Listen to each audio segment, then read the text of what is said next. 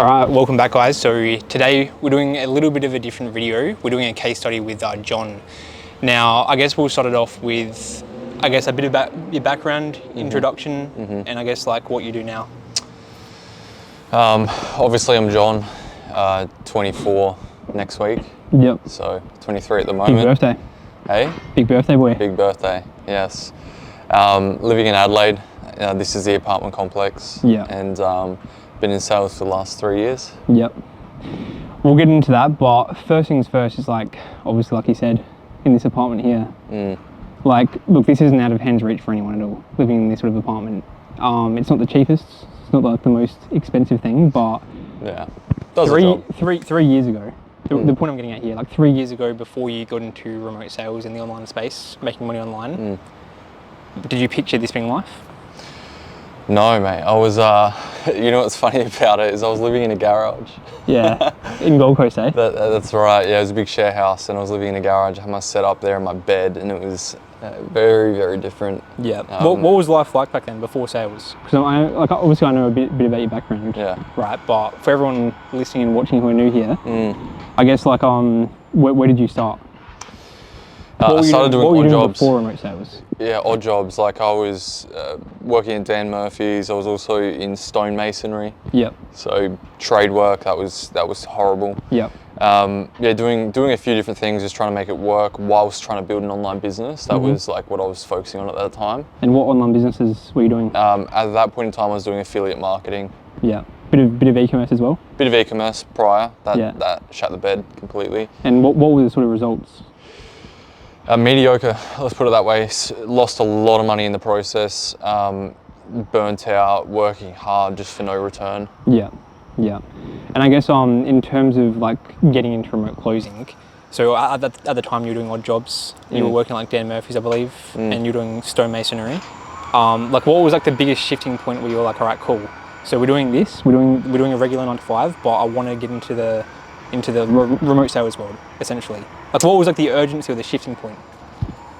Look, I've said this to you before, but you get what you tolerate. And for me, I was sort of just like, everything was so monotonous, just, you know, waking up super early, going to work. I mean, when I was working at the stonemasonry, that was ridiculous. I'd get up super early and you're just straight into, you know, polishing stone and things like that, wearing a huge gas mask type thing, so you don't get any of the, I don't know what it's called. What the fuck is it called? Do you know?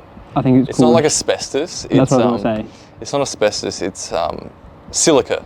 Okay. Yeah, so I'd wear a mask just to avoid the silica, because if you get that in your chest, you're pretty much cooked. Yeah. So yeah, things were monotonous. I was working hard, not making much money at all. As a matter of fact, I almost died during You did have that pretty bad injury, right? Forklift incident, which was sort of the turning point for me anyways, I think, Yeah. as well. But yeah, look. I guess like the biggest thing for most of us guys getting into this space, the biggest thing I see anyway, it's like a shift in urgency. Like I guess like what were you, so when you were working Dan Murphy's, doing the odd jobs in stonemasonry, like what were you sort of like internally feeling every day that pushed you to be like, all right, fuck it, let's take action? I just felt like I wasn't progressing. The only thing that I felt was progressing was my physique, because I was training a lot at the time, but that only gets you so far. Yeah. In terms of like the monetary thing, I mean, working an actual job, plus trying to get an online business off the ground, and that wasn't getting the results that I was expecting. That was pretty disheartening. Yeah. And then I just felt like I was going around in circles and something needed to change. I was like, the active income is where I'm spending most of my time. And if that's not producing me a reasonable outcome and it's draining me, it's not going to be good for the business anyway. So I needed to pivot as soon as possible. And I was similar, bro. Obviously, you know my backstory too, but doing carpentry, doing construction jobs, in and out of jobs all the time, trying to like find something to fulfill myself. And I feel like a lot of us guys are the same. It's like, we know we're meant for more. We know we're capable of more. We have the capacity for more. I feel like that's the biggest driving point. But so you're doing affiliate marketing and you were doing drop shipping at the time. What do you think separates like learning the one skill of remote sales opposed to maybe doing a business? You just answered it. Like the one skill, I mean, with business, you're trying to become a reasonably skilled in many different skills. It's like marketing, you know, selling things, learning CRMs and code if you have to, and funnel building and all these things. Yeah. it's you sort of spread yourself quite thin, especially if you're doing it by yourself or even with someone else. Like it's a lot to manage, it's a lot to handle, and I think people are often psyoped into thinking that you can just start an online business that's going to turn out very well. It definitely does for the minority, but not for everyone. Yeah. Whereas with sales, you're just focusing on the one skill and you can really amplify that. Yeah, because with my experience, I had a bit of success with dropshipping, but as soon as obviously for cash flow purposes for the business itself, I got into remote sales as well. And the biggest shift I've seen from trying to wear many different hats in a business to learning the one skill, it's impossible. It's like you cannot fail. Agree. Like as long as you're driven and committed, of course, driven and committed, there's two different things. Being committed, showing up every day, putting in the work, as you would for your business anyway. Yeah. With remote sales, it's undeniable. It's inevitable to see success Absolutely. if you just keep going. I think you and I could both speak on that like that. I think it's fair to say there's a plethora of different personalities in the high ticket sales space, and some people, might not be the most skilled or, what am I trying to say here? They don't have natural talent, but they didn't stop. No. They stuck with it and they made it work. We've seen plenty of guys. We've seen plenty of guys doing that, big numbers. Yes. And that's the biggest myth as well. It's like people think you have to be like some sort of extrovert to get into sales. Oh, mate, I'm the furthest thing from it. I'm an introvert as well, right? And that was like the biggest fear factor or limiting belief I had when I got into sales.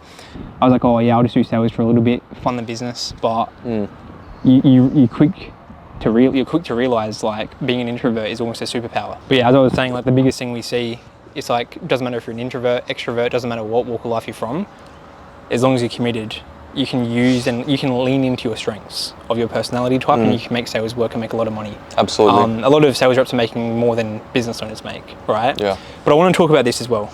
So when you got into remote sales, like was there any sort of like fear or maybe uncertainty that came up?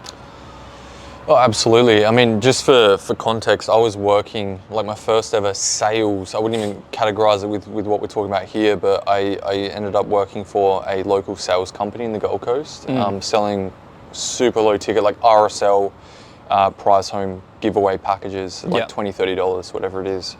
And at the time, that was better than any other job I'd had. Yeah. That was my sort of first experience selling. And then obviously I came across an opportunity to take it completely remote and sell something that is high ticket, commission only. And yeah, I was shit scared. Absolutely shit scared at the time. What were you scared of the most though? Sort of just taking the risk. I think, you sort of get accustomed, especially if you've been working a traditional job for such a long time, 100%. you get accustomed to just like weekly pay. It's an hourly rate, and if you show up, you're going to get paid. It's comfortability. Oh, 100% it's comfortable.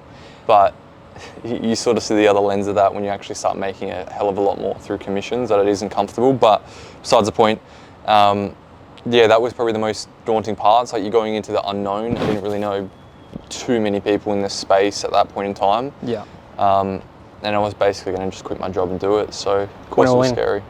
And from overcoming that fear, overcoming that uncertainty, how long did it take you to do your first 10K month? 3 months. Same. That's like the biggest number that most people come into the space in their mind. It's like 10K. And it's like you get into the space and you realize how fucking easy it is to make 10K.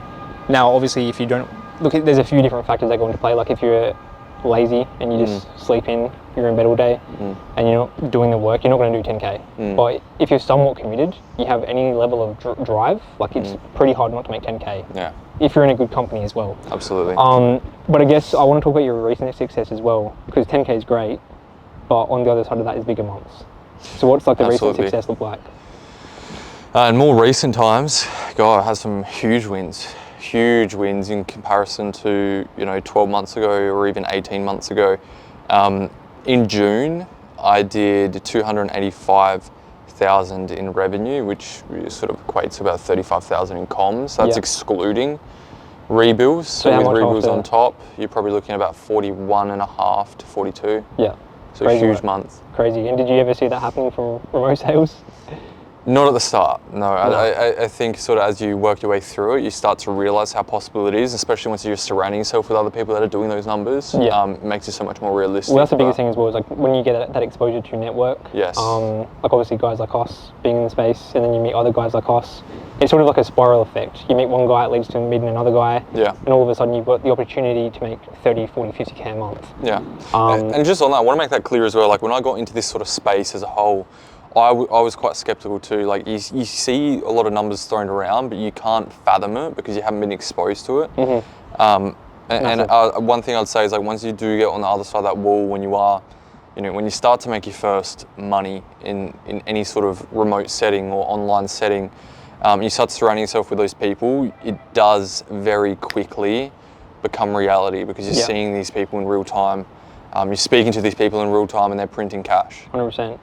I guess, and look, I know there would be a lot of guys, even women, right, watching these sort of videos about making money online, even this video in particular, but if someone's sitting on the fence, they're thinking about making money online, whether it's with a business or remote sales, or even they're looking at getting started with us over at Freedom Founders, like what would you say to the person who is on the fence? You put pressure on yourself or life puts pressure on you. What I mean by that is, yes, it's daunting, yes, it's scary, but it's like, I mean, you see the state of everything right now. I mean, a lot of people can't even afford to take care of themselves, let alone a family. And if you're not going to sort of take the leap and trust yourself to learn the skills that are required to make that level of income, you're putting yourself in a very shit position, just to be frank. It's not as hard as you think.